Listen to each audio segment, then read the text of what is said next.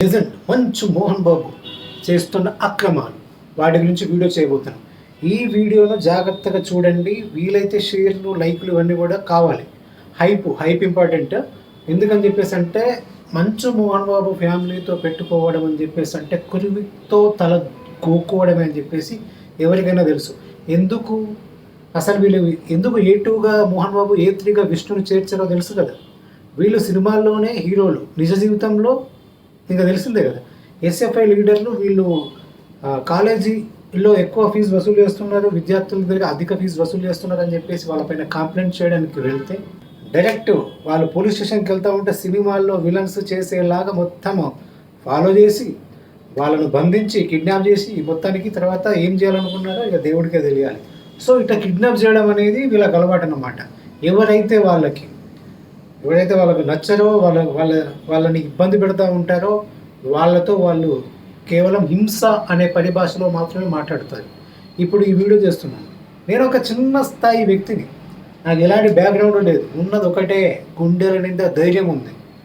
ఏమైనా వీక్కొని ఎవడేమైనా వీక్కొని తెగించిన బాపత్ మనం. సో అందుకే ఈ వీడియో చేస్తున్నా. నన్ను కూడా కిడ్నాప్ చేయొచ్చు, ఐ డోంట్ నో. కిడ్నాప్ చేసినా పర్లా, బొంగు ఒక నిజం చెప్పి పోతాం అంతే. ఇంకోటి ఏంటి అని చెప్పేసి అంటే 35% దానిలో ఫ్రీ సీట్లు ఉన్నాయి. ఆ ఫ్రీ సీట్లలో ప్రతి మతానికి, ప్రతి కులానికి చెందిన వాళ్ళు ఉన్నారు. ఎవరైతే మెరిట్ స్టూడెంట్లలో జాయిన్ అయ్యారో తీసుకునేటప్పుడు బాగానే ఉంది. చారిటీ చేస్తామని కాలేజీని ఓపెన్ చేసుకోవడం బాగానే ఉంది. మంచి రెప్యుటేషన్తో కాలేజీ నడిపించడం, లాభాలు గడించడం అంతా బాగానే ఉంది.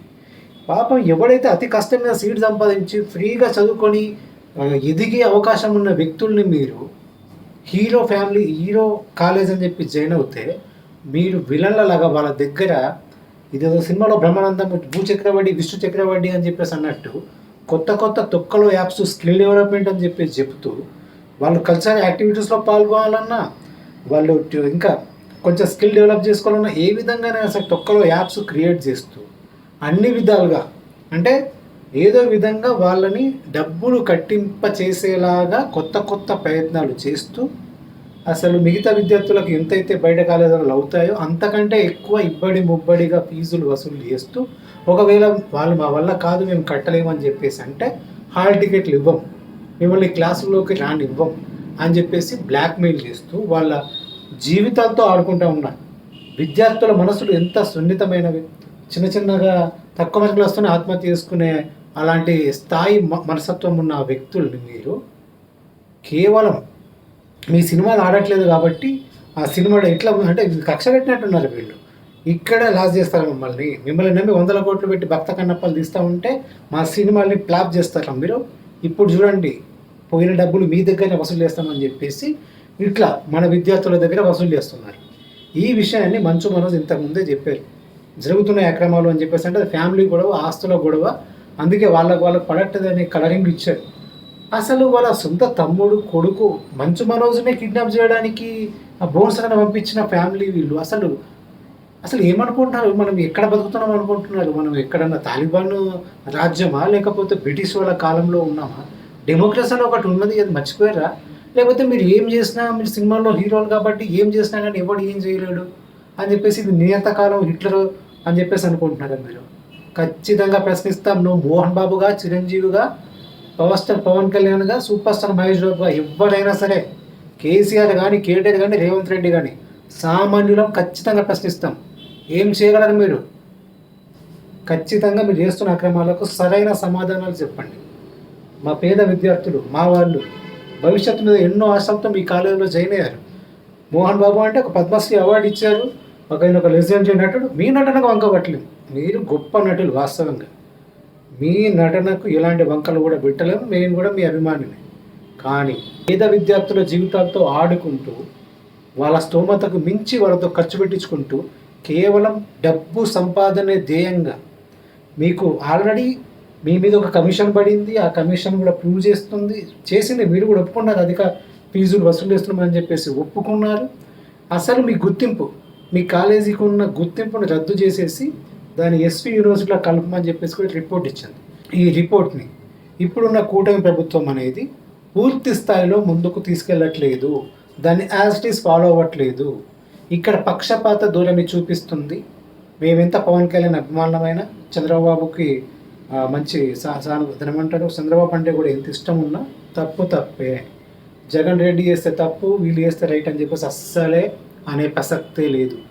ఇట్లా న్యాయం చేసే విషయంలో నా వాడైనా సరే, నేనే అయినా సరే, నా అభిమాన నటినట్లయినా సరే ఖచ్చితంగా ప్రశ్నిస్తాం. పవన్ కళ్యాణ్ గారు, చంద్రబాబు నాయుడు గారు ఖచ్చితంగా మోహన్ బాబు యూనివర్సిటీలో జరుగుతున్న అక్రమాలపైన ఇమ్మీడియట్గా ఎలాంటి పక్షపాత ధోరణి లేకుండా వెళ్ళి విచారణ కోసం కమిటీ పడింది. వాళ్ళు రిపోర్ట్ కూడా ఇచ్చారు. ఆ రిపోర్ట్ని యాజ్ అమలు చేయండి. వాళ్ళు కనుక తప్పు చేస్తున్నట్టు ప్రూవ్ అయితే తీసేయండి ఆ యూనివర్సిటీని. ఆ విద్యార్థుల భవిష్యత్తుని ఖచ్చితంగా కాపాడండి, భరోసా ఇవ్వండి. పట్టపగలు కిడ్నాపులు ఏంటండి, నాకు అర్థం కాదు.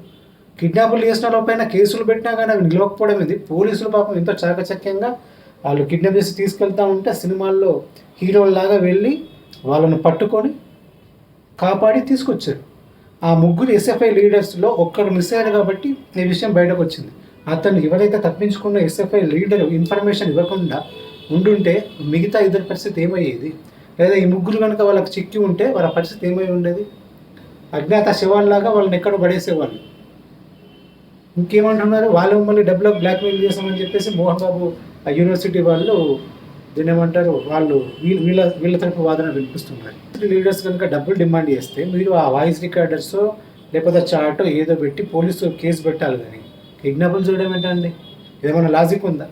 నమ్మేలాగా ఉందా? ఫోన్ చదవంటే మొత్తం కూడా ప్రైవేట్ చేతుల్లోకి వెళ్ళిపోతుంది. మనోళ్ళకి వైన్ షాపులు వీటిని నడిపించడంలో ఉన్న శ్రద్ధ, ఎందుకంటే అక్కడ లాభాలు ఎక్కువ వస్తాయి వైన్ షాపులలో. వైన్ షాపుల్ని ఎంత ఓన్ చేసుకుంటున్నారో వీళ్ళు ఎడ్యుకేషన్ సిస్టమ్ని పూర్తిగా వదిలేస్తున్నారు. మెల్లమెల్లగా పూర్తిగా ప్రైవేట్ సంస్థల్లో చేతుల్లో పెట్టి ఆ ప్రైవేట్ సంస్థల్లో నడిపించే యాజమాన్యం అంతా కూడా ఎవరు? వీళ్ళ ఎంపీలు, వీళ్ళ ఎమ్మెల్యేలు, వీళ్ళ మినిస్టర్లు, లేకపోతే స్లీపింగ్ పార్ట్నర్స్గా వీళ్ళే ఉంటారు.